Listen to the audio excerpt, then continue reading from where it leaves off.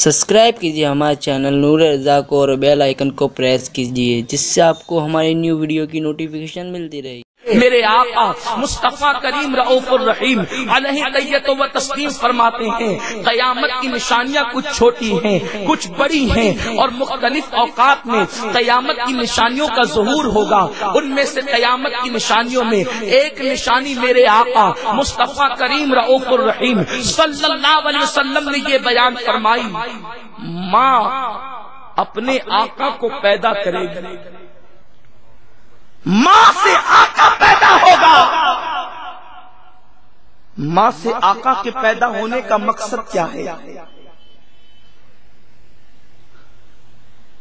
محدثین ارشاد فرماتے ہیں ماؤں کو ایسی اولاد پیدا ہوگی جو اپنی ماؤں کے ساتھ ایسا سلوک کرے گی جیسا آقا اپنے غلام اور کنیز کے ساتھ سلوک کرتا ہے. ماں باپ بغیر مشورے کے کوئی قدم نہیں اٹھا سکتے.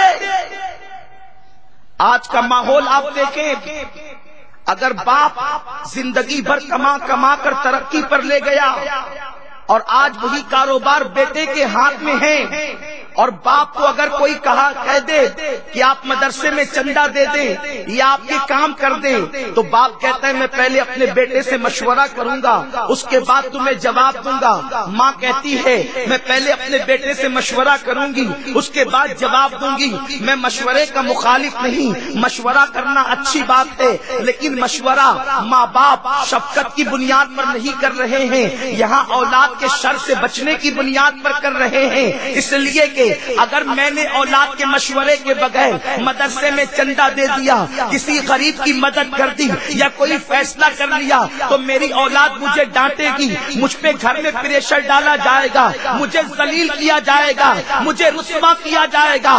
آج اولاد نے اپنے ماں باپ کو غلام بنا لیا ہے. ماں باپ خود سے کوئی فیصلہ نہیں کر پاتے، ماں باپ کوئی قدم اٹھا نہیں پاتے. لیکن آؤ اللہ اکبر، مسلمانوں کے اندر والدین کے حقوق کو میرے آقا علیہ السلام نے کس طرح بیان کیا. حضور سیدی اعلیٰ حضرت امام اہل سنت محدث بریلوی رحمت اللہ تعالی علیہ ارشاد فرماتے ہیں ماں باپ کے آداب میں سے ایک ادب یہ ہے جب تم ماں باپ سے گفتگو کرنا چاہو تو ڈائریکٹ تم گفتگو نہیں کر سکتے. ماں باپ کا ادب یہ ہے کہ پہلے تم اپنے والدین سے اجازت لو اور اجازت لینے کے بعد پہلے یہ پوچھو کیا میں تم سے گفتگو کر سکتا ہوں، کیا میں تم سے بات کر سکتا ہوں. اگر ماں باپ اجازت دے تب ان سے تم گفتگو کرو، لیکن گفتگو کرو تو بھی کیسی گفتگو کرو؟ ہاتھوں کو اٹھا کر بغلیں کھول کر گفتگو نہ کرو، بلکہ اپنے اباؤں کو ان کے سامنے بچھا دو اور ان کے سامنے ایسی گفتگو کرو جیسے ایک غلام اپنے آقا کے سامنے لجاجت کی گفتگو کرتا ہے، جیسے ایک غلام اپنے آقا کے سامنے کلام کرتا ہے.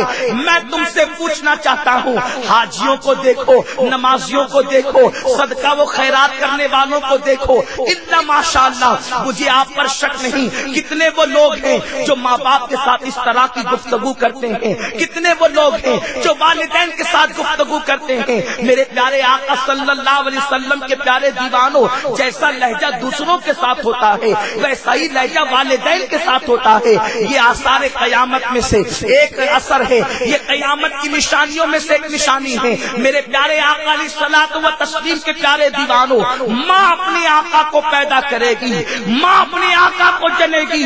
آقا کریم صلی اللہ علیہ وسلم نے فرمایا بلکہ معاذ اللہ کچھ لوگ والدین کی خدمت کرتے ہیں تو یہ سمجھتے کہ ہم نے بہت بڑا تیر مار لیا. اللہ اکبر. اوروں کا حال تو یہ ہے کہ اللہ اکبر اللہ اکبر، اگر دوستوں کی محفل ہو اور کبھی بیوی ہو بچے ہو تو انسان اپنے دوستوں پر والدین کو ترجیح بھی نہیں دیتا. اس انسان اپنے دوستوں پر اپنی بیوی بچوں پر والدین کو ترجیح بھی نہیں دیتا.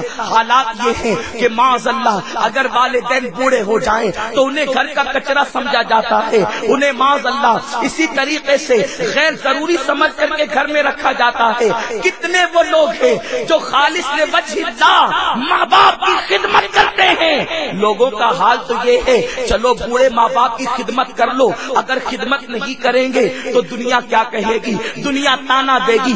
دنیا کے تانے سے بچنے کے لیے آج لوگ ماں باپ کی خدمت کرتے ہیں۔ بہرحال میرا عنوان یہ نہیں کہ میں والدین کے حوالے سے مکمل گفتگو کروں، لیکن یاد رکھو میرے پیارے آقا علیہ السلام کے پیارے دیوانوں، اپنے ماں باپ کی قدر کرو۔ آقا فرماتے ہیں جس کی ماں اس سے ناراض ہے اللہ اس کے سجدوں کو قبول نہیں فرماتا، اللہ اس کی نمازوں کو قبول نہیں کرتا۔ اور قرآن نے تو فرمایا ماں باپ کے سامنے اف بھی مت کرو۔ یہ اف کا ترجمہ کیا ہے؟ اف کسے کہتے ہیں؟ قوت القلوب میں شیخ ابو طالب مکی رحمت اللہ علیہ فرماتے ہیں عرب میں اف جو ہے وہ ناخون کے میل کو کہتے ہیں۔ اف کا مطلب ہے ناخون کا میل، یعنی جتنا ناخون کے نیچے میل جمع ہوتا ہے اتنا بھی اپنے والدین کو تکلیف مت پہنچاؤ۔ اب ناخون کے نیچے میل کتنا جمع ہوتا ہے، اتنی تکلیف بھی ماں باپ کو پہنچانے کی اجازت نہیں ہے، اتنی تکلیف بھی والدین کو نہیں پہنچا سکتے۔ بلکہ میرے آقا صلی اللہ علیہ وسلم نے فرمایا جو نماز کے بعد اپنے والدین کی مغفرت کے لیے دعا نہ کرے اس کی نماز جو ہے وہ مکمل نہیں ہوتی، اس کی نماز ناقص رہتی ہے۔ لیکن آج والدین کو کیا سمجھا جاتا ہے؟ قیامت کی نشانیوں میں سے ایک نشانی میرے آقا صلی اللہ علیہ وسلم نے یہ بھی بیان فرمائی کہ ایک انسان اپنے دوستوں کو زیادہ چاہے گا اور اپنے باپ سے محبت کم کرے گا، دوستوں سے زیادہ باپ سے محبت نہیں کر سکے گا۔ قیامت کی نشانیوں میں سے ایک نشانی یہ بھی ہے دوستوں پہ خرچ کرنے کے لیے خوشی خوشی خرچ کرے گا، لیکن جب ماں باپ پر خرچ کی باری آئے گی تو دل چھوٹا کرے گا، دل تنگ کرے گا۔